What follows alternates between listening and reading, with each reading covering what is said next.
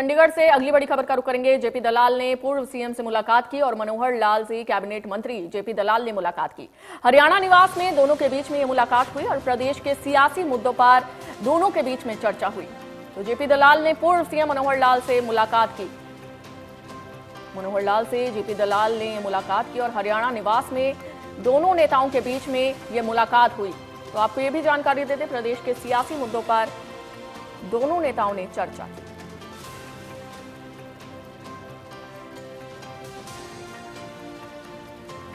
तो जेपी दलाल ने पूर्व मुख्यमंत्री मनोहर लाल से मुलाकात की और बड़ी खबर चंडीगढ़ से आपको बता रहे हैं।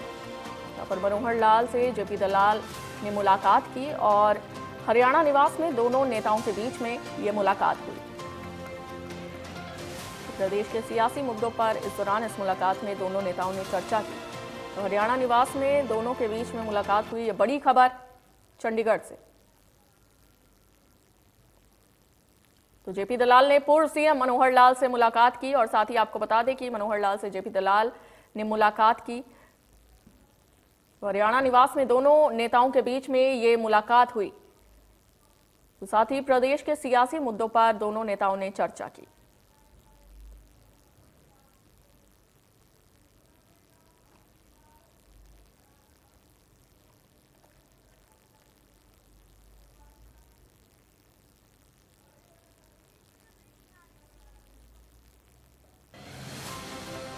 और इसी बीच अगली बड़ी खबर का रुख करते हैं। ये बड़ी खबर सामने आ रही है, इस वक्त की बड़ी खबर आपको बता रहे हैं।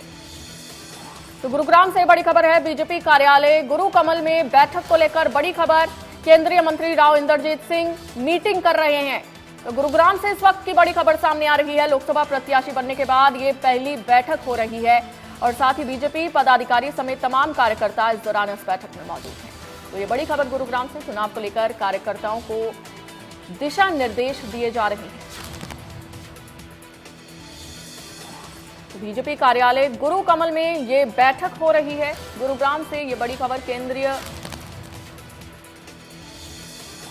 बीजेपी कार्यालय गुरु कमल में ये बैठक हो रही है। गुरुग्राम से ये बड़ी खबर आपको बता रहे हैं। केंद्रीय मंत्री राव इंद्रजीत सिंह ये मीटिंग कर रहे हैं। तो साथ ही कार्यकर्ताओं को जरूरी दिशा निर्देश इस बैठक में दिए जा रहे हैं और बीजेपी पदाधिकारी समेत तमाम कार्यकर्ता इस दौरान मौजूद हैं।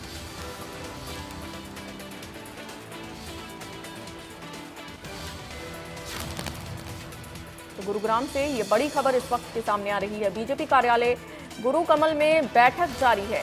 तो केंद्रीय मंत्री राव इंद्रजीत सिंह ये मीटिंग कर रहे हैं और बीजेपी कार्यकर्ताओं को दिशा निर्देश दिए जा रहे हैं। लोकसभा प्रत्याशी बनने के बाद ये पहली बैठक है। तो बीजेपी पदाधिकारी समेत तमाम कार्यकर्ता इस बैठक में मौजूद हैं।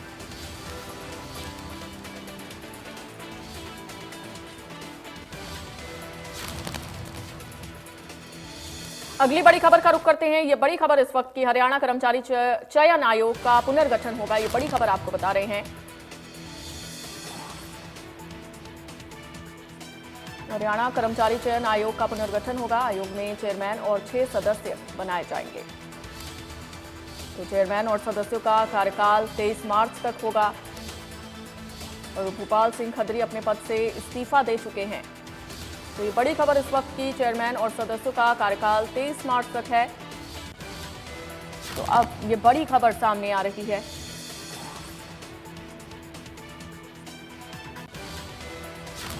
नोएडा से अगली बड़ी खबर का रुख करते हैं। एल्विश यादव ने अपना जुर्म कबूल लिया है। सूत्रों के हवाले से बड़ी खबर सामने आ रही है। सांपों की तस्करी मामले में एल्विश यादव ने अपना जुर्म कबूल लिया है।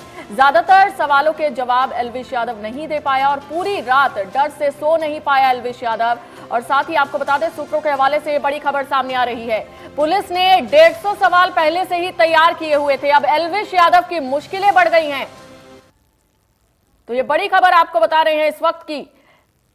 एल्विश यादव ने अपना जुर्म कबूल लिया है। सूत्रों के हवाले से बड़ी खबर, सांपों की तस्करी मामले में एल्विश यादव ने अपना जुर्म कबूल लिया है। तो ज्यादातर सवालों के जवाब एल्विश यादव नहीं दे पाया। तो अब यूट्यूबर एल्विश यादव मुश्किलों में नजर आ रही हैं। एल्विश यादव की मुसीबत जो है वो बढ़ती हुई नजर आ रही है।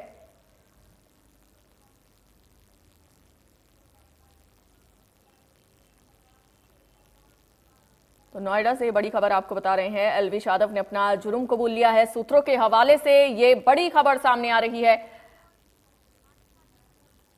यूट्यूबर एल्विश यादव की रात जेल में ही गुजरी। सोचिए, जो कि गुड़गामा और हरियाणा का अपने आप को बहुत बड़ा शहंशाह मानता था ना, और जिस तरीके से वो सोशल मीडिया पर आकर किसी भी व्यक्ति के सम्मान पर ठेस पहुंचाने से पहले सोचता नहीं था, तो नोएडा पुलिस ने पूछताछ के लिए बुलाया था। उसके बाद कल यूट्यूबर एल्विश यादव को कोर्ट पेश किया गया। उसके बाद 14 दिन की न्यायिक हिरासत में भेज दिया। हम कोर्ट के बाहर मौजूद हैं, आप देख सकते हैं। इसी कोर्ट में कल नोएडा पुलिस ने एल्विश यादव को पेश किया था। जब वो जज साहब थे, उनके सामने एविडेंस पेश किए, तो उसके बाद कहीं ना कहीं जब रविवार का दिन था, तो पुलिस और जो एविडेंस थे उसके आधार पर जो सीजीएम थे, उन्होंने एल्विश यादव को 14 दिन के लिए जेल भेज दिया है। तो कहीं ना कहीं मुश्किलें हैं वो एल्विश यादव की बढ़ना शुरू हो चुकी है, जो कि गांजा से लेके तमाम जो जहरीले सांप से लेके और भी अन्य जो व्यापार किया करता था।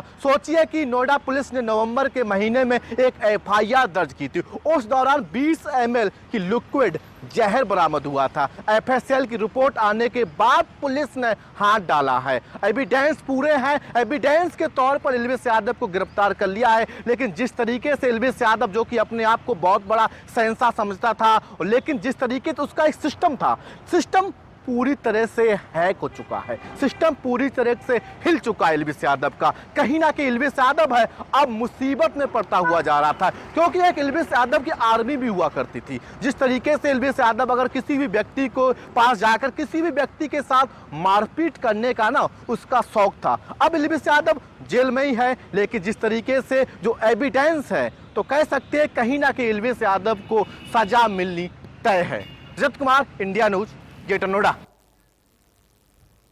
तो चलिए अगली खबर का रुख करते हैं। आय से अधिक संपत्ति से जुड़े मनी लॉन्ड्रिंग मामले में जेल से बाहर चल रहे सत्येंद्र जैन को बड़ा झटका लगा है।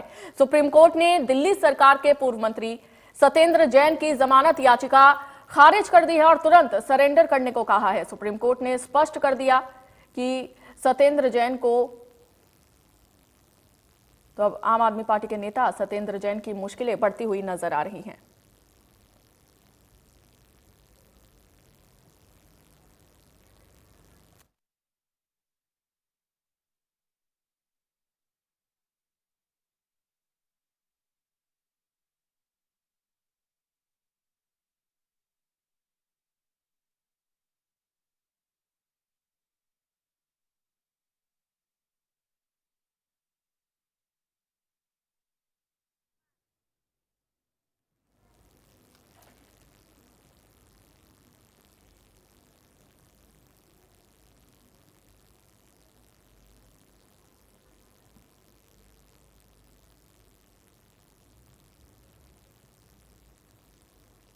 तो दिल्ली जलबोर्ड घोटाले में मुख्यमंत्री अरविंद केजरीवाल आज ईडी के सामने पेश नहीं होंगे। तो आम आदमी पार्टी की तरफ से कहा गया है कि जब कोर्ट से जमानत मिल चुकी है तो ईडी बार बार क्यों भेज रही है। तो आपने कहा कि ईडी का समन गैर कानूनी है। उन्होंने भारतीय जनता पार्टी पर सवाल उठाते हुए कहा कि बीजेपी ईडी के पीछे छुपकर चुनाव क्यों लड़ना चाहती है।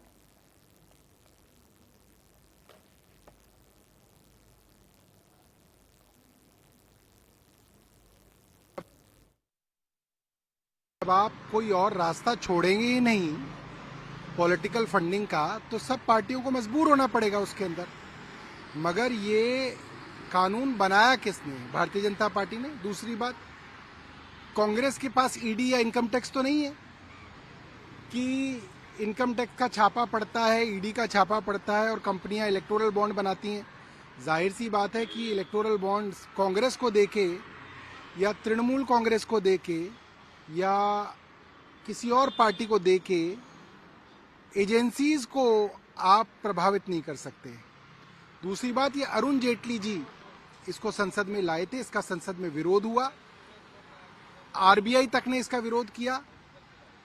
उस वक्त इसके बारे में कहा गया था कि इससे ट्रांसपेरेंसी कम होगी।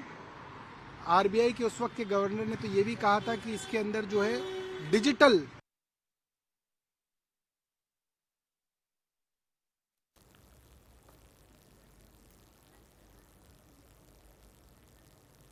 तो कैथल बस स्टैंड परिसर में आचार संहिता का जमकर उल्लंघन हो रहा है। हरियाणा रोडवेज की बसों के ऊपर सरकार से जुड़ी योजनाओं के पोस्टर बसों पर चिपकाते नजर आ रहे हैं। तो मामला मीडिया के पास पहुंचा तो आनंद फानन में रोडवेज के कर्मचारी पोस्टर बैनर सरकार से जुड़ी हुई योजनाओं को पोस्टर बैनर फाड़ते हुए नजर आए। तो वहीं कैथल बस स्टैंड में दूसरे डिपो से आ रही बसों के ऊपर भी इसी प्रकार के पोस्टर बैनर चिपके हुए नजर आए। हरियाणा राज्य परिवहन कार्य प्रबंधक कैथल राजबीर ने जानकारी देते हुए बताया कि जैसे ही आचार संहिता लागू हो गई उसके बाद हमने रोडवेज कर्मचारियों को आदेश दिए थे कि किसी भी बस पर सरकार से जुड़ी हुई योजनाओं के पोस्टर बैनर नहीं होने चाहिए। तो वर्कशॉप में जितने भी कर्मचारी हैं पोस्टर और बैनर उतारने पर लगा दिए गए हैं।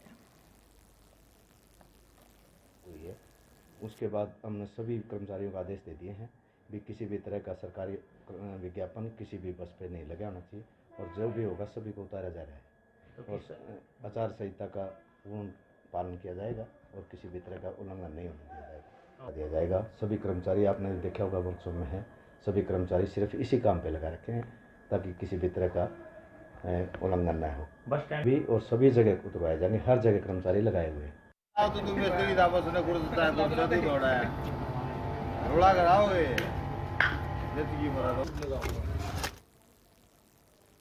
और इसके साथ इस बुलेटिन में इतना ही। देखते रहिए इंडिया न्यूज हरियाणा। राम राम।